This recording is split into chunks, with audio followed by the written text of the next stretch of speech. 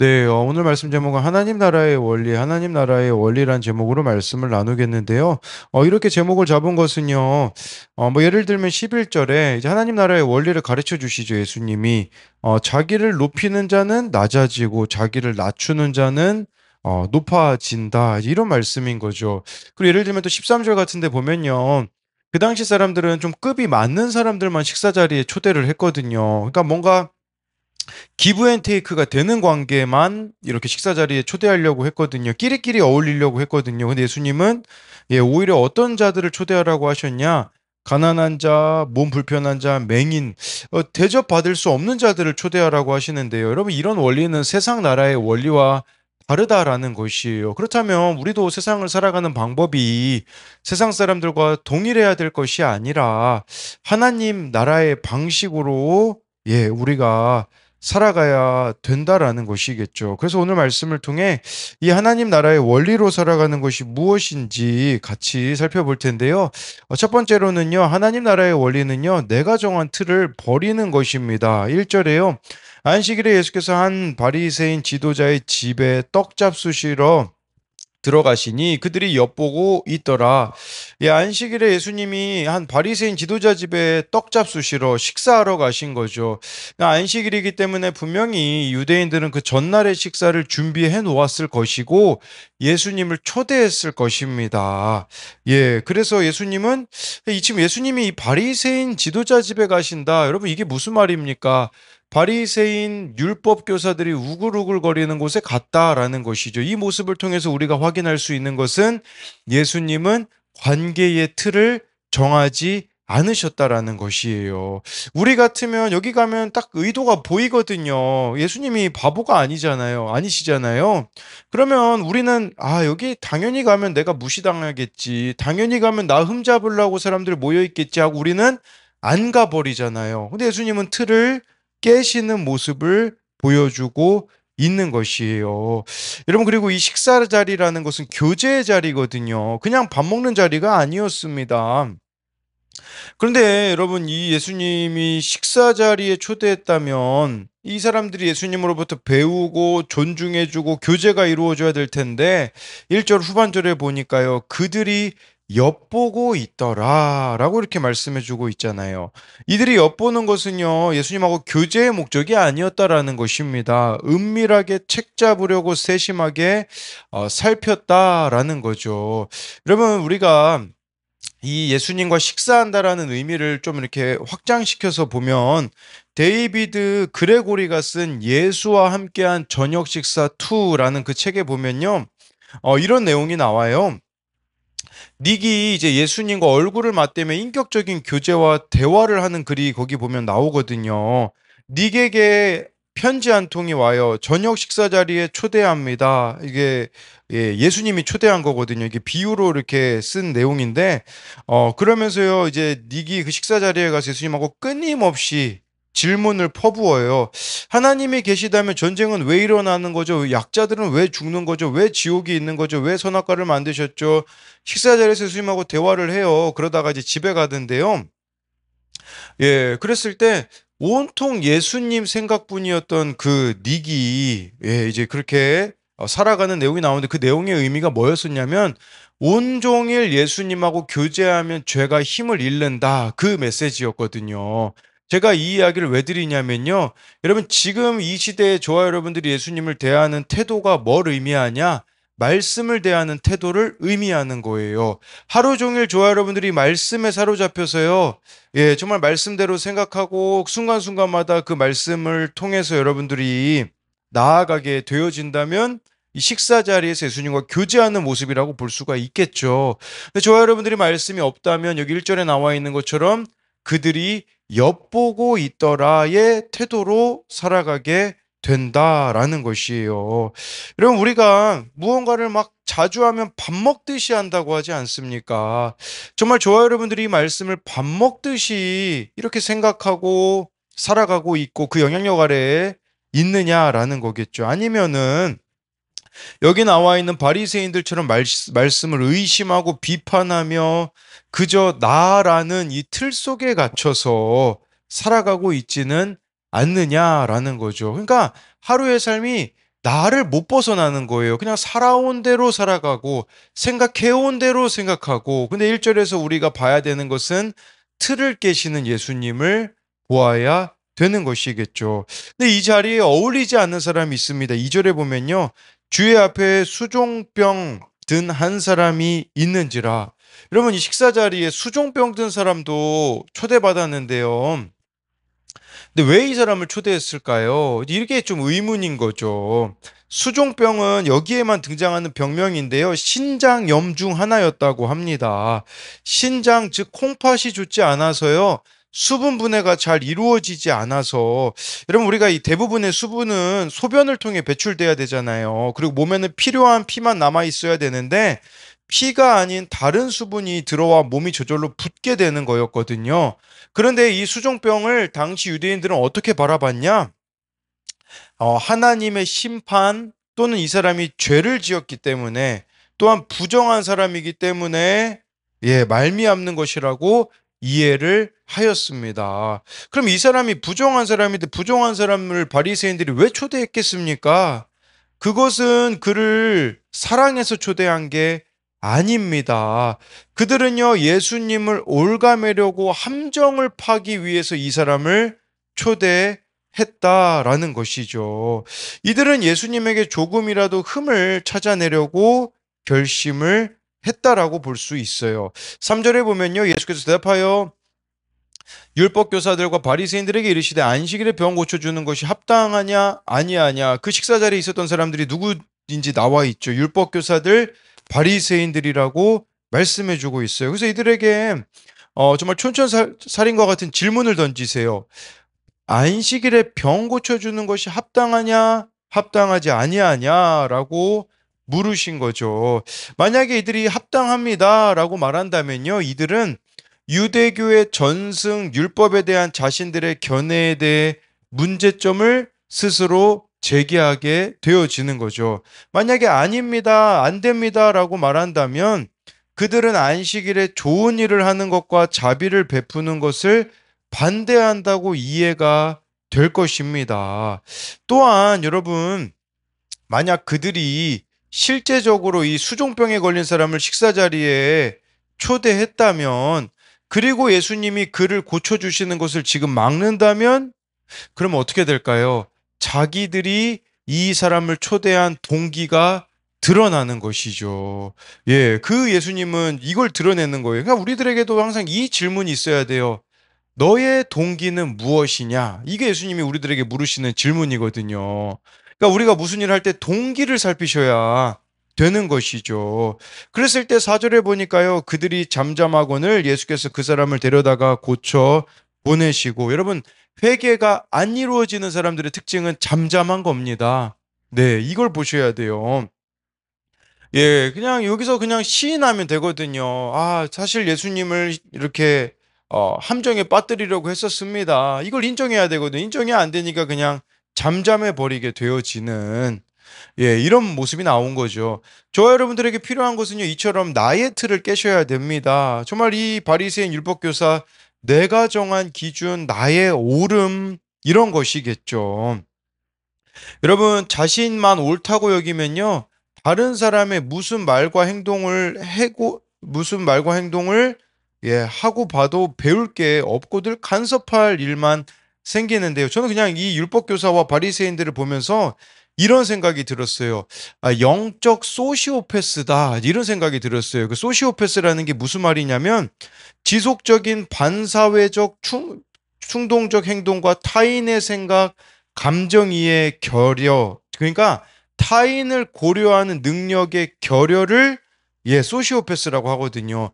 이 사람들 지금 소시오패스 아닙니까? 이 수종병 든 사람을 식사 자리에 초대하고서는 그 수종병 든 사람이 여러분 얼마나 민망했겠습니까? 그러니까 자기 입장밖에 없기 때문에요. 다른 사람의 고통을요, 하나도 이해하지 못한다라는 거죠.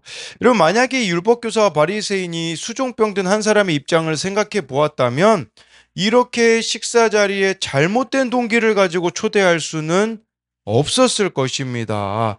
이렇게 잘못된 동기를 가지고 예수님을 이용하려고 하지도 않았을 것이에요.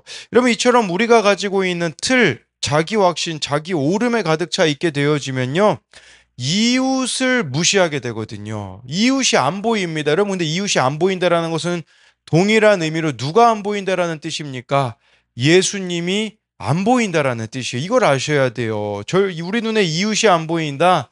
예수님이 안 보인다라는 말과 동의어입니다. 그래서 이것에 대한 두 가지 적용 질문은요. 말씀에 순종하여 예수님과 충만한 교제를 누립니까? 말씀을 의심하며 비판하지는 않습니까? 아까 제가 말씀드린 예수님과 교제하는 것은 하루 종일 예수님께 사로잡혀 살아가는 거라고 말씀드렸잖아요. 그게 바로 말씀에 사로잡힌 삶인데 어떠하냐라는 거겠죠. 두 번째는요, 이웃을 대하는 나의 태도는 어떠합니까? 이 수종병 든 사람의 그 비참함을 생각하지 않는 이 지도자들의 모습인 거죠. 이웃을 대하는 태도가 곧 예수님을 대하는 태도라는 걸 안다면 바뀌어야 하는 점은 무엇입니까? 여러분들이 이웃을 대하는 태도가 곧 예수님을 대하는 태도. 이것은 마태복음에도 나와 있지 않습니까? 지극히 작은 자 하나에게 한 것이 곧 나에게 한 것이라고 예수님이 말씀하신 것을 보면 알 수가 있는 것이죠.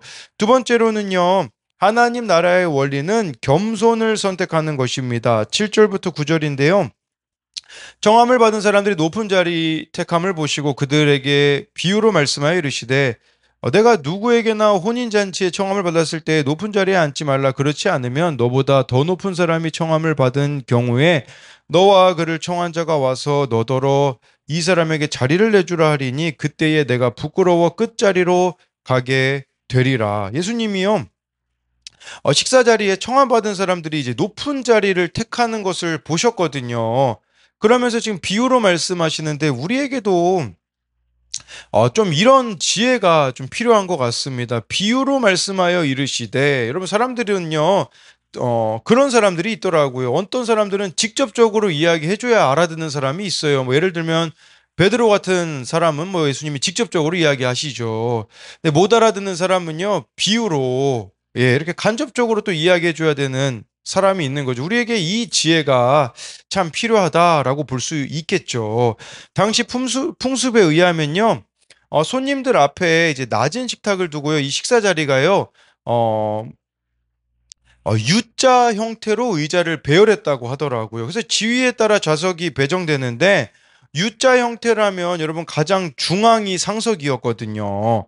그 상석에서 멀어질수록 앉는 사람의 지위가 낮았습니다. 그리고 가장 영예로운 자리엔 누가 앉았냐?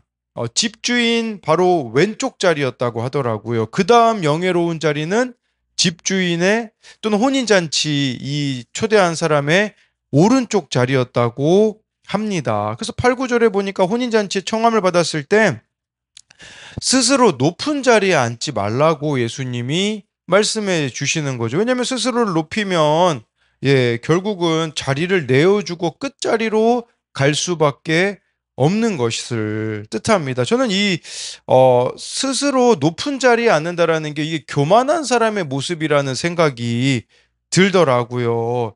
여러분, 교만한 사람들에게는요, 우리가 알아야 되는 것은요, 더 높은 사람이 있다라는 거예요. 저는 이거를 좀 의미를 확장시켜 보는데 어떤 의미로 다가오게 됐냐? 저와 여러분들이 교만하잖아요. 더 높은 사람과 나를 끊임없이 비교합니다. 그러니까 내가요, 예를 들어 어느 정도 가졌어요. 더 가진 사람하고 나를 비교하는 거죠. 예, 그렇게 되어지면 어떻게 되어질까요? 자기 삶에 대한 만족이 없습니다. 끊임없이 더 높은 사람과 자기를 비교하기 때문에 이들의 삶에는요, 감사나 만족함이 없을 겁니다. 그저 나보다 높은 사람에 대한 열등감만 있을 것이에요. 10절, 11절을 보면요, 청함을 받았을 때에 차라리 가서 끝자리에 앉으라. 그러면 너를 청한 자가 와서 너더러 버시어 올라 앉으라 하리니 그때야 함께 앉은 모든 사람 앞에서 영광이 있으리라. 무릇 자기를 높이는 자는 낮아지고 자기를 낮추는 자는 높아지리라. 예수님이 하나님 나라의 원리를 가르쳐 주시는데요, 끝자리에 앉으래요. 이게 무슨 말이냐? 스스로 겸손을 선택하라, 그 뜻이에요. 그럴 때 청한 자가 높여주리라 라고 하면서 자기를 높이는 자는 낮아지고 자기를 낮추는 자는 높아지리라는 거죠. 여러분, 겸손은 뭘까요? 아까 교만은요, 더 높은 사람과 나를 비교하는 사람이 교만한 자라고 했거든요. 겸손은 무엇이냐면요. 여러분, 겸손을 오해하는 사람들이 있어요. 다른 사람에게 좋은 인상을 심어주기 위해 겸손을 가장하는 사람이 있습니다. 여러분, 겸손은 자기 자신을 낮추거나 자신이 더 열등하다고 생각하는 게 아니에요. 겸손은 자기에게 없는 것이나 자신이 가진 것에 대하여서요, 자유한 사람인 거예요. 어떤 시기로든 자신에 대하여 병적인 집착을 하지 않는 것입니다. 참된 겸손은요, 자기 있는 모습 그대로를요, 인정해야 하는 거예요. 예, 그리고요, 겸손한 사람은 누구와 자신을 비교하냐?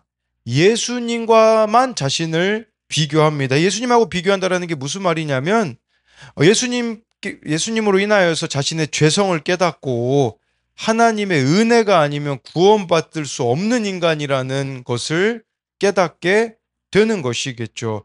여러분, 영혼이 건강한 사람은요, 어느 자리에 앉아도 열등감에 빠지지 않습니다. 근데 우리가 겸손해야지 하고 마음 먹는다고 겸손해질 수 있겠습니까? 아니에요. 여러분, 예수님과 나를 비교한다라는 것은요, 말씀으로 자신의 모습을 보고 남들을 섬기는 마음으로 기꺼이 끝자리에 앉는 적용을 하는 자가 바로 겸손한 자라고 할 수가 있는 것이죠. 예, 여러분, 이런 겸손한 사람만이 할 수 있는 게 13절, 14절에 보면 나옵니다. 잔치를 베풀거든 차라리 가난한 자들과 몸 불편한 자들과 저는 자들과 맹인들을 청하라.